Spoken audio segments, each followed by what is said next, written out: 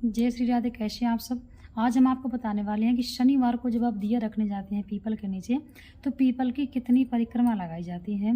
देखिए, शनिवार के दिन जब आप जाते हैं पीपल के नीचे दिया रखने, शनि भारी चल रहा है, शनि खराब चल रहा है, तो लोग ज़्यादातर जाते हैं, तो जाइए, ठीक है, अच्छी बात है। लेकिन 8 या यानी कि लास्ट है कि 9 बजे के पहले पहले तक पीपल के नीचे से आप दिया रख के आ जाइए, और जहाँ तक हो सके तो 8 बजे के बाद जाइए मत। तो इसलिए 7 परिक्रमा आप जब शनि भगवान के दिया लगाते हैं पीपल के नीचे, तो आपको 7 परिक्रमा करनी है। पीपल की 7 परिक्रमा लगाई जाती हैं पीपल के शनिवार के दिन। यह बात आपको याद रखनी है।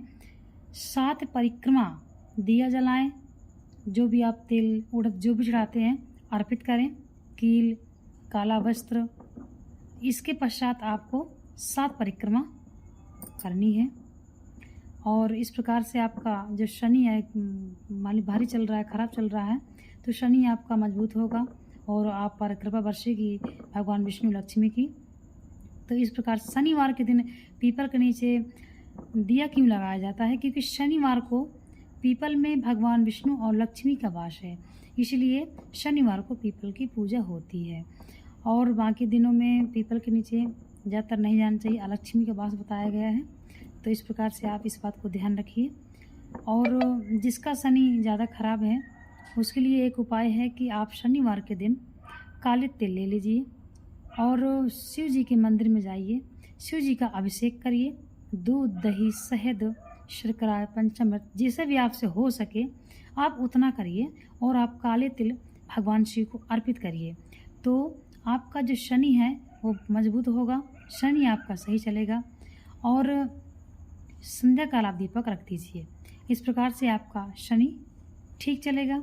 मान लीजिए किसी का मंगल भारी चल रहा है, मंगल किसी का कमज़ोर है, तो आपको मंगलवार के दिन जल में चंदन डाल लेना है, लाल चंदन जल में आपको मिश्रित कर लेना है। और शनिवार के दिन, वो मंगलवार के दिन, आप शिवालय में जाएं और शिव जी को वो जल से अभिषेक करें जिसमें आपने लाल चंदन मिश्रित किया है। तत्पश्चात आप मसूर की लाल जो दाल होती है मसूर, वह आपको ले जाना है। यानी मसूर की दाल जो है जॉइंट वाली होना चाहिए, जुड़ी हुई, और छिकला वाली नहीं होनी चाहिए, जॉइंट हुई होनी चाहिए। तो वो आप मसूर की दाल ले जाएं और शिव जी को मसूर की दाल आपको अर्पित करना है, क्योंकि लाल रंग मंगल का प्रतीक है, इसलिए उस जगह मसूर की दाल उपयोग होती है। तो आप काले तिल से वो आप जो है जल में चंदन मिश्रित करके और आपको मसूर की दाल अर्पित करना है भोलेनाथ पर। जिसका विवाह में देरी हो रही है, जिसका विवाह नहीं हो रहा है, मान लीजिए विवाह लग रहा है फिर विवाह शादी टूट जा रही है, आप परेशान हैं, उम्र निकली जा रही है, बहुत परेशान है, तो आपको कुछ नहीं करना। आपको बृहस्पतिवार के दिन चने की दाल लेनी है और चने की दाल लेके शिवालय जाना है, और शिवालय में शिव जी का दूध, दही, शहद, शर्करा, पंचामृत, जैसे भी आपसे हो सके आपकी श्रद्धा के अनुसार आप अभिषेक करिए और चने की दाल भगवान पे, भोलेनाथ पे अर्पित करिए, जिससे आपका गुरु मजबूत होगा और आपके विवाह का योग बहुत ही जल्दी बनेगा। इस प्रकार से आपको बृहस्पतिवार को यह उपाय करना है। और बृहस्पतिवार के दिन जो सुहागिन महिलाएं हैं, माताएं बहनें, उनको तुलसी में दूध अर्पित करना चाहिए। सुहाग की दीर्घायु होती है, माता तुलसी की आशीर्वाद प्राप्त होता है, इसलिए बृहस्पतिवार के दिन यानी वीरवार के दिन आपको तुलसी में दूध जो है अवश्य रूप से अर्पित करना चाहिए। और यदि आपका राहु कमज़ोर है, राहु खराब चल रहा है, शनि खराब चल रहा है, सारे ग्रह खराब चल रहे हैं, तो कोई परेशानी की दिक्कत नहीं है, कोई परेशानी की बात नहीं है इसमें, आप परेशान मत होइए। आप सोमवार को मंदिर जाते हैं, दूध दही से भगवान का अभिषेक करिए भोलेनाथ का, आपके सारे ग्रह जो है मजबूत होंगे, आप परेशान मत होइए। मंगलवार को मसूर की दाल। और हाँ, कभी कभी आप जब शिवालय अगर जैसे कोई निमित्त जाता है तो एक ही चीज़ लेके नहीं जाना है, कभी आप चावल ले जाइए तो आपके घर के सुख समृद्धि के लिए है। फिर आप हरी मूंग ले जाइए, टूटी हुई नहीं होनी चाहिए, साबुत मूंग चढ़ती है, आप हरी साबुत मूंग ले जाइए, शिव जी पे अर्पित कीजिए। आपके घर में हरियाली रहे, आपका घर हरा भरा रहे, परिवार रहे, आपका सुख समृद्धि बनी रहे, इसलिए भोलेनाथ पे आपको मूंग चढ़ाई जाती है। शनिवार के दिन आप काली उड़द और काला तिल ले जाइए, इससे भगवान भोलेनाथ को चढ़ाइए। आपका शनि भी कमज़ोर है तो मजबूत हो जाएगा, शनि की दशा चल रही है तो वो भी आपकी हल्की हो जाएगी। इस प्रकार जिन में बहनों के संतान नहीं है, पुत्र की प्राप्ति की कामना रखते हुए आप जो है भोलेनाथ पर चावल या गेहूं अर्पित कीजिए।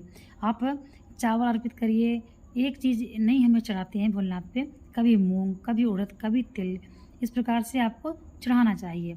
तो आप जो है संतान प्राप्ति की जो कामना रखते हैं उनको भोलेनाथ पर गेहूं अर्पित करना चाहिए और बांस का पत्ता अर्पित करना चाहिए।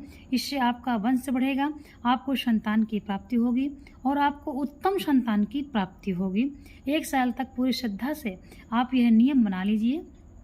पूरी श्रद्धा भावना से आप उनको गेहूं अर्पित करिए। बांस अगर आपके यहाँ कहीं उपलब्ध है बांस, तो आप बांस का हरा पत्ता चढ़ाइए भोलेनाथ पे। आप देख लीजिए आपको 1 साल के अंदर ही सफलता प्राप्त होगी। इस तरह से ये आजकल जिसके संतान नहीं हो रही है वो बहुत परेशान होते दंपति, तो परेशान होने की ज़रूरत नहीं है।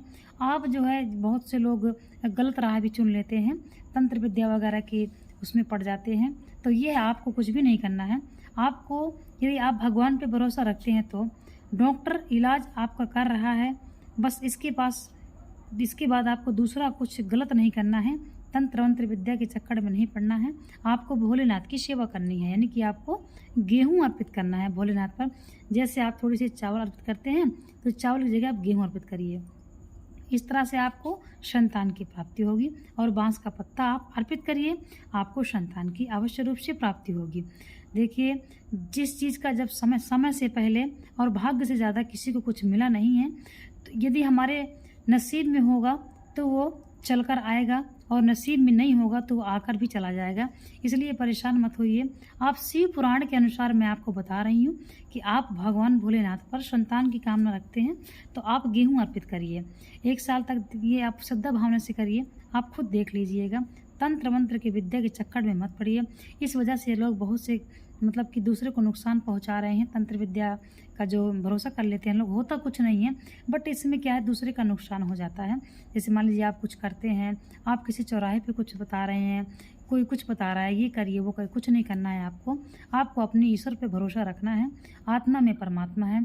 अगर आपकी आत्मा भगवान को मानती है तो परमात्मा भी आपको मानेगा अनिवार्य रूप से। भगवान किसी के साथ पक्षपात नहीं करते हैं, इसलिए आप पूरी श्रद्धा के साथ आप भगवान का यह नियम बना लीजिए, गेहूं अर्पित करिए। जिसका शादी नहीं हो रहा है वो चने की दाल अर्पित करेगा। बृहस्पतिवार के दिन जिसका मंगल कमजोर है वह जल में लाल चंदन मिश्रित करके और भगवान को मसूर की दाल अर्पित करेगा। जिसका शनि भारी चल रहा है, शनि खराब चल रहा है, वह काले तिल और काली उड़द और लोहे की एक कील दिए में रख के और काला वस्त्र भगवान को अर्पित करना है। शनिवार के दिन आप तिल का दान कीजिए। इस प्रकार से आपका शनि मजबूत हो जाएगा और बिल्कुल भी आपको कोई समस्या नहीं होगी। जिन व्यक्ति के घर में हमेशा झगड़ा चलता रहता है, कलेश चलता रहता है, परेशान रहते हैं, वह शिव जी पर दही चढ़ाएं।